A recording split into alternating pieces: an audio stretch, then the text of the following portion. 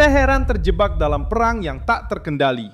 Trump tiba di Beijing pada hari Rabu 13 Mei 2026, sementara Iran berusaha menunjukkan kendali di Selat Hormuz. Namun, pergerakan hari itu mengungkapkan hal yang berbeda.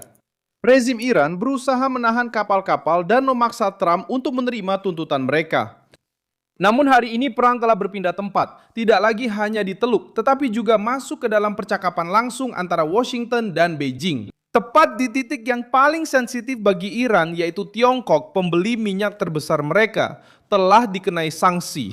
Trump mengatakan bahwa dia tidak membutuhkan bantuan Tiongkok untuk mengakhiri perang, tetapi dia menegaskan akan berbicara panjang lebar dengan Xi Jinping mengenai topik ini. Dan disitulah jebakan itu muncul. Ada laporan dan spekulasi kuat bahwa Beijing bekerja sama dengan Amerika Serikat di bawah tekanan dari Trump. Dan inilah yang paling ditakuti oleh Garda Revolusi. Karena Iran kehilangan oksigen tepat pada titik ini. Dan Trump mendapatkan alasan baru untuk semakin memperketat jerat ekonomi terhadap Teheran. Saya akan segera menceritakan semuanya kepada Anda. Tapi sekarang, Anda pasti ingin berlangganan saluran ini agar tetap mendapatkan informasi terbaru. Informasi secara real time dengan kualitas jurnalistik terbaik yang pernah ada. Dengan standar kredibilitas Museum. Pergerakan terpenting hari ini bukan hanya kunjungan Trump ke Tiongkok untuk mengatur perkembangan perang di Iran. Yang terjadi adalah pergerakan kapal supertanker Tiongkok bernama Yuan Huahu yang keluar dari Selat Hormuz membawa 2 juta barel minyak Irak, bukan dari Iran. Setelah terjebak selama lebih dari 2 bulan di Teluk, menurut data yang dikutip oleh Reuters, kapal tersebut sekarang sedang berhenti di Teluk Oman, dekat dengan zona blokade Angkatan Laut Amerika Serikat. Detail ini mengubah cara kita melihat hari ini. Trump tidak pergi ke Tiongkok untuk meminta pertolongan. Dia pergi untuk menyodorkan tagihannya. Tiongkok membeli sebagian besar minyak Iran yang sedang dikenai sanksi. Tiongkok membutuhkan Teluk untuk menjaga pasokan energi tetap berjalan dan tidak ingin melihat kapal-kapalnya terjebak di antara Teheran, blokade Amerika, dan risiko militer. Jadi, Trump mungkin sedang membuka jalan baru. Bukan bernegosiasi langsung dengan Iran, seolah-olah Teheran masih kuat, tetapi menekan pihak-pihak yang masih membuat rezim itu tetap bertahan.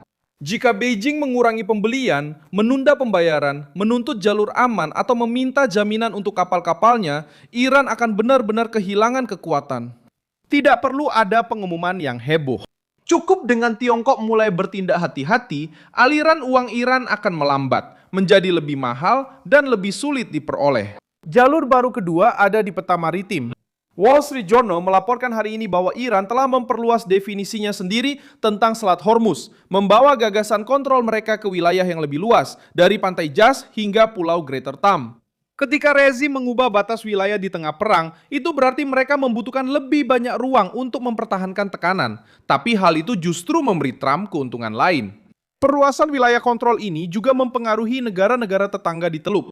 Laporan yang sama menyebutkan tuduhan dari Kuwait tentang adanya infiltrasi bersenjata Iran di Pulau Bubiyah. Dan langkah-langkah yang diambil Qatar untuk menyembunyikan pergerakan kapal di pelabuhan utama gas alam cairnya setelah serangan Iran mempengaruhi kemampuan ekspornya. Teheran berusaha menguasai situasi, tapi hal itu justru menakuti bahkan mereka yang harus hidup berdampingan dengannya. Ini membuat Iran terjebak di front line.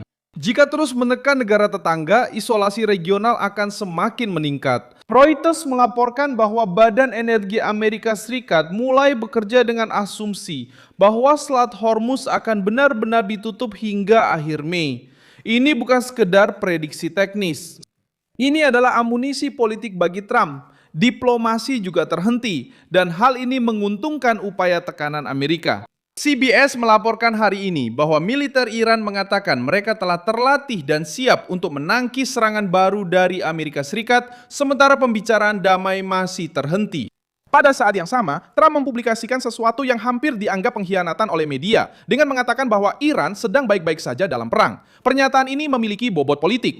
Trump sedang berusaha mencegah Teheran menang di bidang persepsi. Iran mencoba menciptakan perang atrisi, namun sekarang perang itu mulai berbalik melawan mereka. Trump di sisi lain bisa berspekulasi dengan 4 langkah sekaligus, membiarkan Xi merasakan beratnya ketergantungan Tiongkok pada Teluk, membiarkan negara-negara Arab mengeluhkan ketidakstabilan yang disebabkan oleh Iran, membiarkan pasar menyalahkan Teheran atas gangguan energi, dan membiarkan blokade Amerika memperketat keuangan rezim tersebut.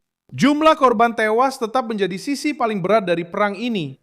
Perang ini telah menewaskan ribuan orang sejak Februari, termasuk warga sipil, militer, dan pejuang di berbagai front, dan juga menyebarkan dampaknya ke Lebanon. Hal baru yang terjadi adalah kelanjutan perang ini tidak memberikan jalan keluar yang mulus bagi Iran. Semakin Teheran bersikeras untuk mempertahankan berbagai front tetap terbuka, semakin mereka harus membenarkan biaya di dalam negeri. Sejarah menunjukkan bahwa rezim yang terjebak dalam perang demi gengsi biasanya membutuhkan waktu lama untuk mengakui kesalahan.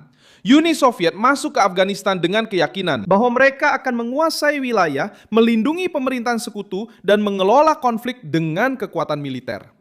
Hasilnya adalah perang pengurasan yang panjang, mahal, dan menggerogoti secara politik. Britannica mencatat bahwa perang itu menjadi jebakan bagi Moskow, dengan sekitar 15.000 tentara Soviet tewas. Kesepakatan penarikan dicapai pada tahun 1988 dan penarikan selesai pada tahun 1989. Perbandingan ini bukan karena situasinya sama, tetapi karena logikanya mirip. Ketika sebuah kekuatan atau rezim mengubah perang menjadi ajang pembuktian otoritas, keluar dari perang itu menjadi lebih sulit daripada masuk. Negara-negara lain juga menunjukkan bagaimana perangkap ini bekerja. Rusia mengubah perang melawan Ukraina menjadi ujian kekuatan dan akhirnya harus menghadapi sanksi, biaya militer, dan ketergantungan yang lebih besar pada mitra-mitranya. Venezuela menggunakan konfrontasi politik eksternal untuk mencoba membenarkan kontrol internal. Namun, ekonominya harus membayar harga yang sangat mahal dan isolasi pun semakin meningkat. Suriah di bawah Bashar al-Assad bertahan berkat bantuan eksternal. Namun, mereka kehilangan kedaulatan praktis kepada sekutu-sekutu yang akhirnya menguasai wilayahnya. Pelajaran bagi Iran sangatlah berat. Ketika pemerintah membutuhkan perang untuk terlihat kuat, mereka mulai bergantung pada perang agar tetap bertahan. Dan ketika sudah bergantung pada perang, mereka kehilangan kebebasan untuk menciptakan perdamaian. Inilah tepatnya poin yang coba dieksploitasi oleh Trump hari ini. Dia tidak perlu berpura-pura bahwa Iran tidak memiliki senjata atau pengaruh. Langkah paling cerdas adalah menunjukkan bahwa pengaruh itu justru menjadi beban. Iran menguasai sebagian jalur tersebut, tapi sekarang justru disalahkan atas ketidakamanan jalur itu. Iran mencoba menggunakan Tiongkok sebagai pembeli utama. Tapi sekarang Trump berbicara dengan Xi pada saat kapal-kapal Tiongkok menghadapi risiko di Teluk.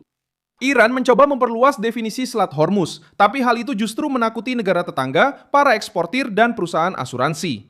Iran mengancam akan membalas serangan baru, namun setiap ancaman justru memperkuat argumen Amerika bahwa Teheran adalah pusat ketidakstabilan. Sekarang, apa yang bisa terjadi selanjutnya tidak harus berupa serangan langsung. Jalan baru bisa jadi lebih diam-diam dan lebih berbahaya bagi Teheran. Washington menekan perusahaan-perusahaan yang terkait dengan minyak Iran, bernegosiasi dengan Beijing untuk mengurangi risiko bagi kapal-kapal Tiongkok, mendorong misi internasional untuk keamanan maritim, dan mempertahankan blokade sebagai alat tekanan. Dalam skenario ini, Trump membuat Iran berkoar di luar tetapi terluka di dalam. Saya Milson Alves, seorang internasionalis, dan tujuan saya adalah membuat Anda tetap mendapat informasi yang benar setiap hari. Tautan berita ada di deskripsi video. Beri like pada video ini, subscribe channel ini, dan di akhir nanti, lihatlah komentar-komentar agar Anda bisa semakin terlibat dengan komunitas Milson Alves.